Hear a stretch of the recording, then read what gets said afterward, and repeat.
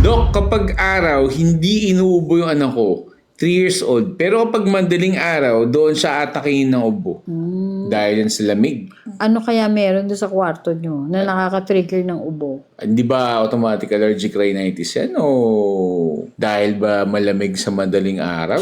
One is, yun nga, baka naman sobrang lamig yung AC nyo na kailangan yung i-lower down. Kasi nakaka-dry po ng lalamunan yan eh. At saka ng respiratory passage yung sobrang lamig na aircon or AC. Number 2, anong meron dun sa kwarto nyo? Iisipin mo. Aligabok, baka possible. Yes, alikabok or yung mga humidifier na matagal na yung water, kailangan palitan or ano ba? O kaya- Is it yung inyong mga beddings na kailangan na rin palitan or meron kayong mga Possible may nag-vape din tsaka yosi. Pwede din yun, no? o kaya yung mga, anong tawag dito, mga stuffed toys na hindi na, dapat yung mga stuffed toys nilalaban weekly.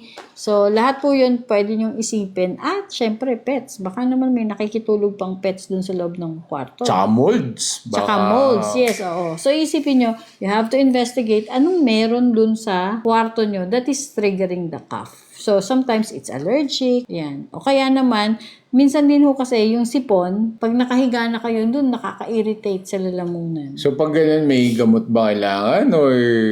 They have to investigate first. Ano yung dahilan? Kasi madali magbigay ng gamot if you know the reason.